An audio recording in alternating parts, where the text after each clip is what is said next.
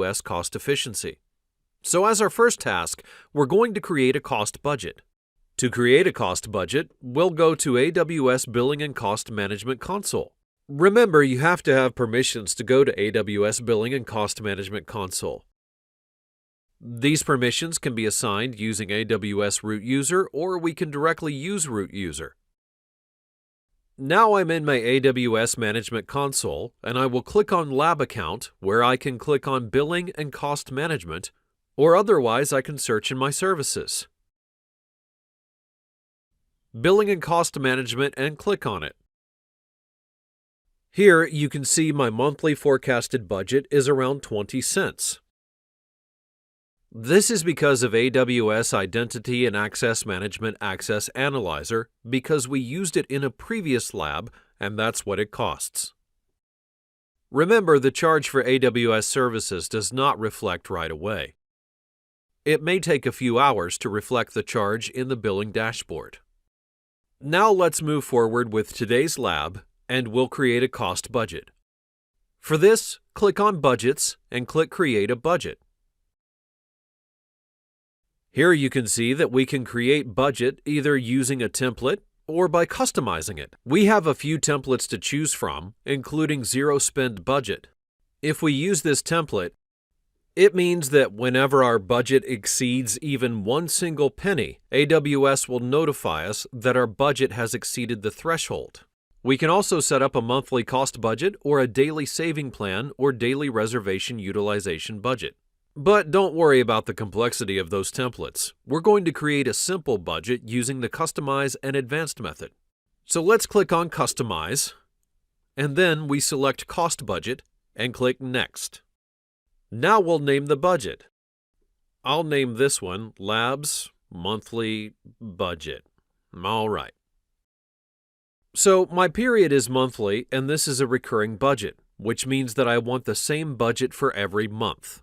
There are three types of budgeting methods. One is fixed, which means we can create a budget that tracks against a single monthly budgeted amount that will set a fixed amount, and whenever that amount or percentage of it that we specify exceeds, we'll be notified. We can also have a planned budget where we specify our budgeted amount for each budget period.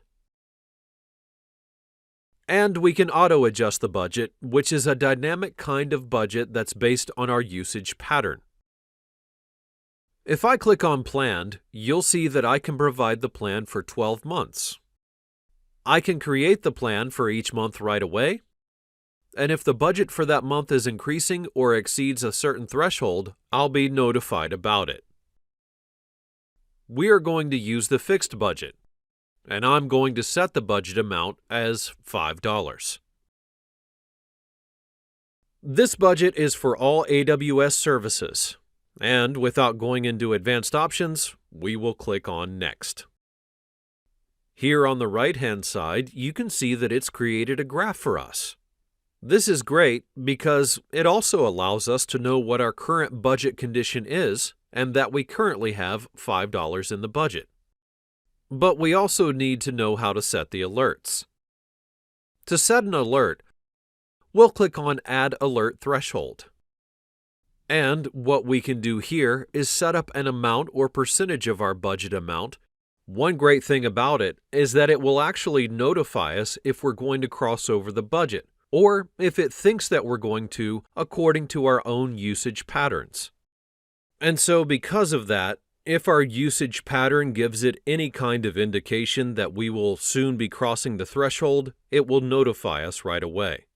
So I'm going to actually trigger it, where I select the absolute value rather than the percentage value.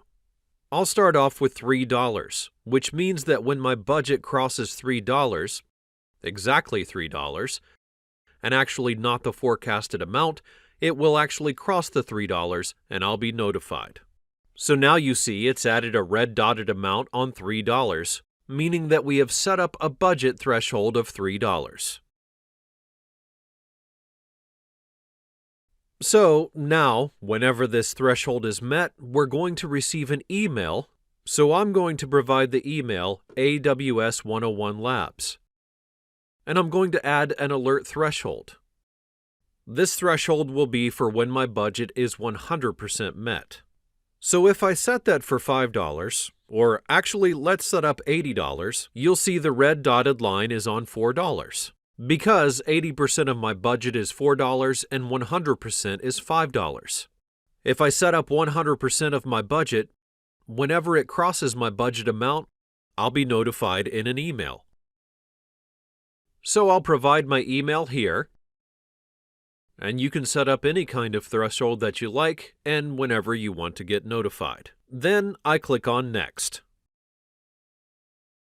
For this step, we can attach some actions regarding some thresholds, and we can choose whatever action is taken when we meet the threshold. When our other threshold is met, what kind of action do we want to do? For example, if I'm running an EC2 instance and I have a strategy that whenever my budget crosses $80 per month, I actually don't want this EC2 instance to run anymore because it's going to save on the cost. So, I'm going to click on Add Actions and select the IAM role or whatever role has the necessary permission, and then I can select the IAM policy or an automated step to stop the EC2 instance or RDS instance. And since we currently don't have any EC2 instance or RDS instance, we won't be able to create any actions right now. So click Next. We'll review the budget, so we'll be just getting notified. There will be no action. We'll be getting notified when a $3 amount will be crossed and when our 100% budget, meaning the $5 amount, gets crossed. And now I'll click Create Budget. Here you can see that our current budget and our actual budget is being compared in this bar. You can see that currently a small amount of 20 cents is being utilized and the rest of the amount is still there. And here it's presenting the forecasted budget. So that's how we create a budget. To clean up this section, we'll select this budget and we'll go to Actions and we'll delete the budget.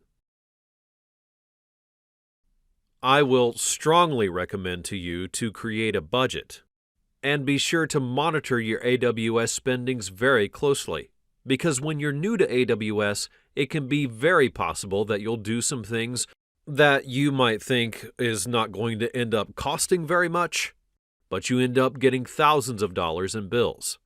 So be very careful, and I'll also be giving you some disclaimers whenever there are services which are paid. So again, you should be setting up budgets and be careful so that whenever your planned budget is crossed, you'll get a notification and you can act accordingly to it. So that does it for today's lab. To learn about setting budget actions, please visit this link. To learn how to create budget reports and analyze spending trends, visit this link. And to analyze your cost and usage using AWS Cost Explorer, visit this link.